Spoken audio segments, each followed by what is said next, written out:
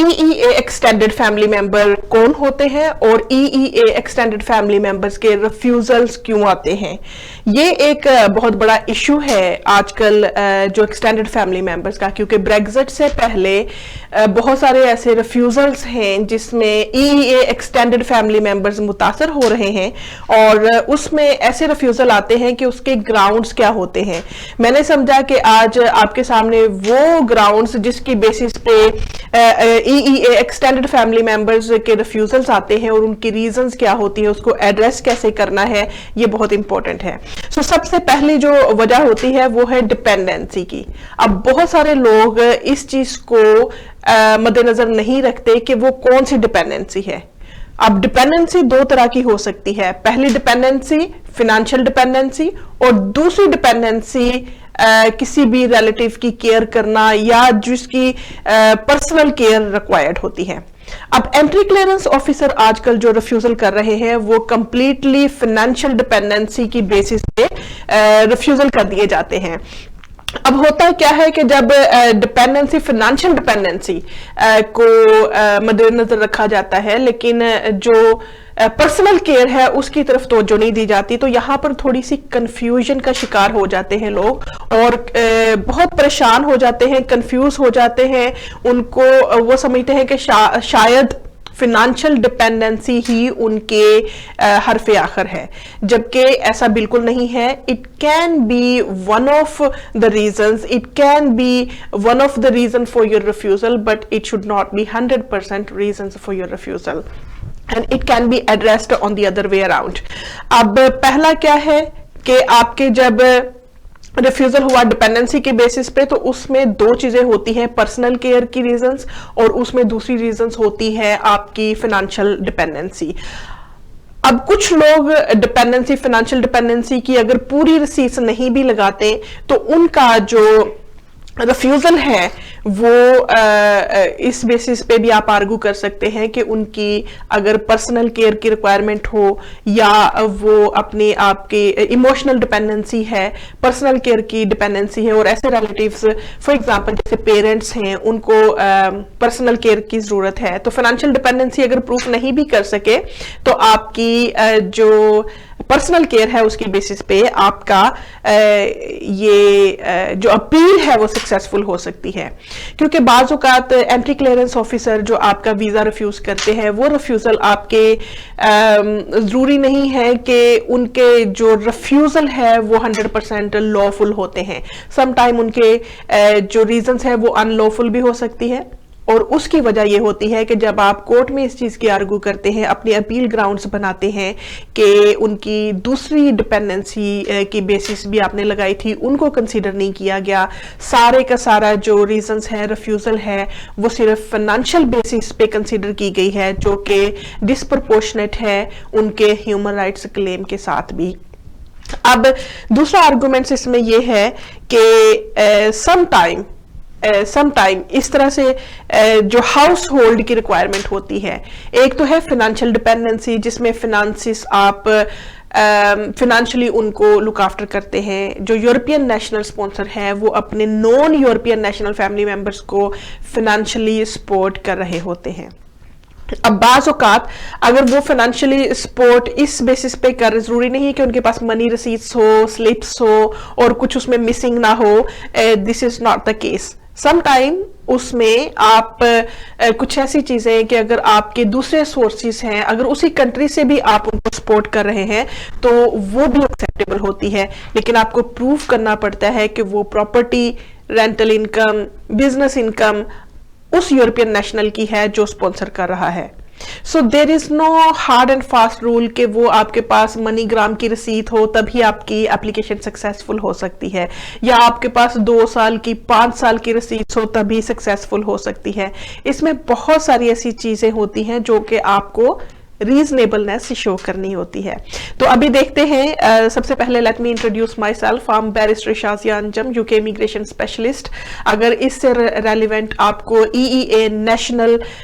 جو extended family members کا refusal ہے, اس کے اپیل ہے, کچھ بھی ایسا میٹر ہے, تو آپ اپنی کنسلٹیشن بک کر سکتے ہیں. واٹس ایپ پہ مجھے ٹیکسٹ میسج کر سکتے ہیں کنسلٹیشن بک کرنے کے لیے, اور آپ کا اگر ریفیوزل ہے تو اس کو اسیس کر کے فردر کنسلٹیشن آپ کو دی جا سکتی ہے. ابھی آپ لائیو شو دیکھ رہے ہیں, اور اب ہم دیکھیں گے کہ ہمیں کنہوں نے جوائن کیا ہے اور کون سے ایسے کویسچنز ہیں جس کا ہم نے آنسر ابھی دینا ہے. سب سے پہلے ابھی دیکھتے ہیں ہمیں لائیو کنہوں نے جوائن کیا ہے, کیونکہ this is actually different timings in different countries. تو ابھی ایک اور چیز بہت امپورٹنٹ ہے, اور وہ یہ ہے, ابھی جو ہمیں کویسچن کیا ہے وہ امن احمد شیخ جنہوں نے ہمیں جوائن کیا ہے. امن احمد شیخ ایڈوکیٹ, انہوں نے جوائن کیا ہے. ویلکم ٹو آور شو. اور یہ یورپین نیشنل کے حوالے سے یہ شو ہے, جن کی اپیلز ہیں, جن کے ریفیوزلز ہیں, ان کی بیسس پہ ہم یہاں پر آپ کو ایڈوائز کر رہے ہیں. دوسری بات یہ ہے کہ آپ کے کچھ ایسے لوگ ہیں جن کے فار ایگزامپل اگر دوسرے کنٹریز میں ہیں, کامن ویلتھ کنٹریز میں ہے, انڈیا میں ہے, پاکستان میں ہے, بنگلہ دیش میں ہے, سری لنکا میں ہے, تو انہوں نے اگر سیکنڈ میرج جو EEA نیشنل ہے سیکنڈ میرج کر لی ہے, لیکن ان کے اپنی کنٹری میں فرسٹ میرج جو ہے وہ ان کے بچے بھی ہیں اور ان کو ابھی ڈیورس نہیں ہوئی, تو یہاں کے قانون کے حساب سے, UK کے حساب سے, وہ یہاں پر ایز اے پارٹنر ان کو نہیں بلا سکتے, ایز اے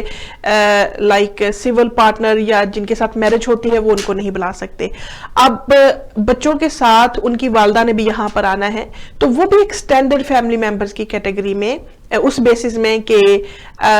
وہ ڈیوریبل ریلیشن شپ شو کر کے کہ اتنے سال وہ اکٹھے رہے ہیں, اتنے سال وہ ایک ریلیشن شپ میں رہے, اگر میرج کو نہیں بھی ایکسیپٹ کرتے ایٹ لیسٹ اس ڈیوریشن کو, اس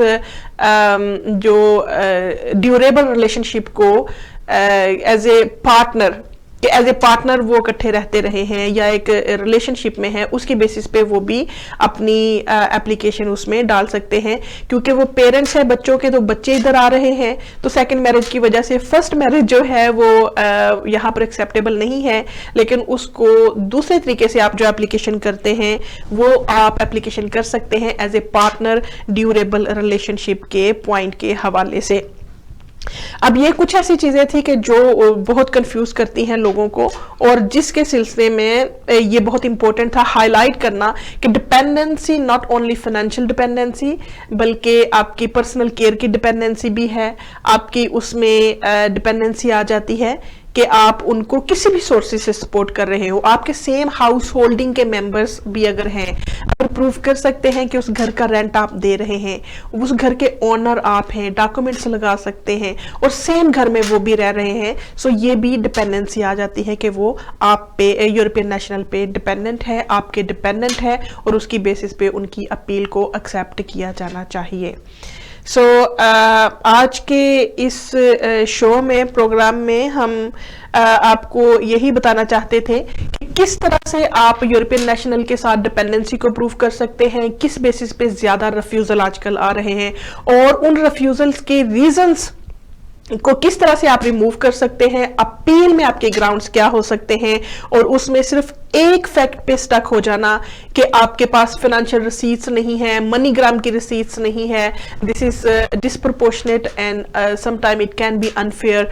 ٹو دا اپیلنٹ. اور آپ کے آرگومنٹس ہو سکتے ہیں کہ آپ کی ڈپینڈنسی جو ہے ناٹ اونلی فائنینشیل ڈپینڈنسی بلکہ آپ کی ڈپینڈنسی جو ہے وہ پرسنل کیئر کی بھی ہو سکتی ہے, but it requires strict actually evidence, اگر آپ ایویڈینس کے ساتھ اس کو پروف کر سکتے ہیں. So let me know if you need any further help, you can send me your refusal letters on WhatsApp for me to assess your refusal letters and then to book further consultation if you require any further consultation in terms of your dependency point or in terms of your relationship requirement. So ابھی further ہمیں جنہوں نے join کیا ہے آپ کے ساتھ, ہمیں جو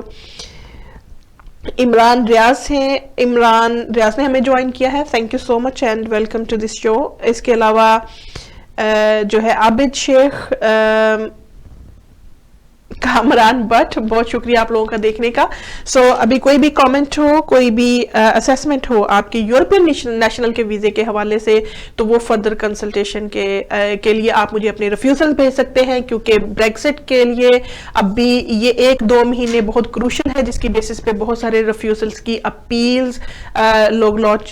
فائل کر رہے ہیں. اس سلسلے میں یہ تھوڑی انٹرپریٹیشن تھی جو کہ آپ کو ہیلپ فل ثابت ہو سکتی ہے. اس سلسلے میں آپ سے پھر نیکسٹ پروگرام کے آپ سے ملاقات ہوگی. ان دا مین ٹائم آپ بہت سارا خیال رکھیے گا، ارد گرد رہنے والے لوگوں کو، اور کرونا وائرس کے حالات میں اپنی کیئر کیجیے گا. اللہ حافظ.